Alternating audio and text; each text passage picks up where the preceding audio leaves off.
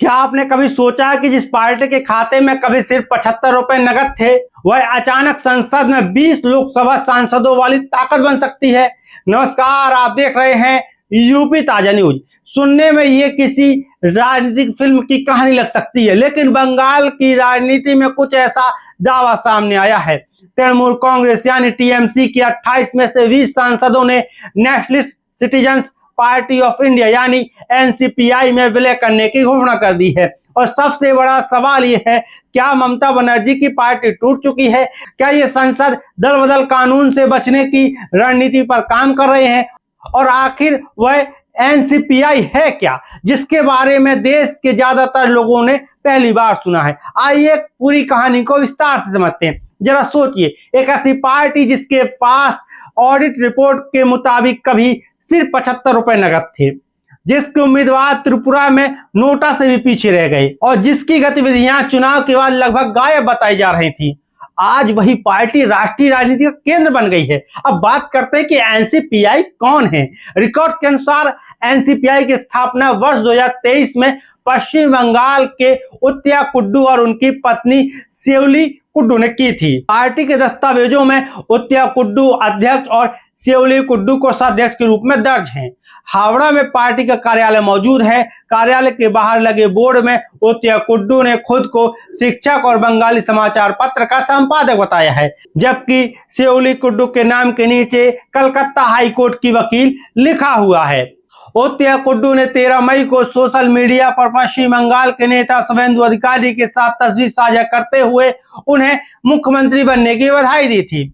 75 रुपए पार्टी की कहानी की बात करें तो चुनाव आयोग में दी गई ऑडिट रिपोर्ट के अनुसार 2022-23 के अंत में पार्टी के पास केवल 75 रुपए नगद थे।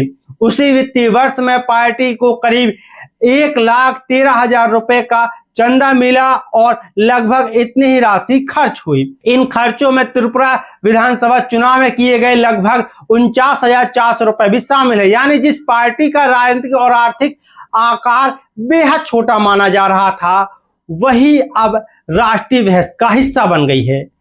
एनसीपीआई पश्चिम बंगाल में रजिस्टर्ड है, लेकिन चुनावी शुरुआत त्रिपुरा विधानसभा चुनाव 2023 में की गई। पार्टी ने 4 उम्मीदवार उतारे थे, हालांकि प्रदर्शन बेहद कमजोर रहा। पार्टी को कुल मिलाकर लगभग 1,198 वोट मिले।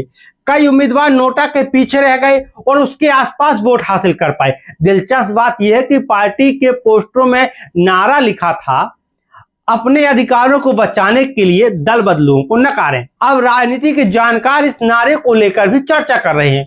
चुनाव के बाद पार्टी चली कहां गई? समाचार एजेंसियों की रिपोर्ट के अनुसार त्रिपुरा के कुछ पूर्व उम्मीदवारों का कहना है कि चुनाव के बाद पार्टी से उनका संपर्क टूट गया था।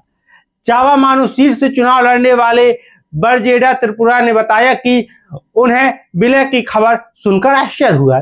वहीं कैलाश शहर के उम्मीदवार रहे जहांगीर अली के अनुसार चुनाव के बाद पार्टी की गतिविधियां बंद हो गई थी और संपर्क भी खत्म हो गया था। रविवार को तृणमूल कांग्रेस के 20 सांसदों ने एनसीपीआई में विलय की घोषणा कर दी। इसके बाद उन्होंने लोकसभा अध्यक्ष ओम बिरला से मुलाकात कर संसद में अलग बैठने की व्यवस्था की मांग की। बागी सांसदों की ओर से काकुली घोष ने दावा किया कि उनके पास 2/3 सांसदों का समर्थन है। उन्होंने यह भी कहा कि उनका समूह प्रधानमंत्री नरेंद्र मोदी के नेतृत्व वाले एनडीए के साथ काम करेगा। लेकिन कहानी यहीं खत्म नहीं होती। असल लड़ाई अब संसद से निकलकर कानून और अदालत के दस्तावेजों तक जा पहुंची है।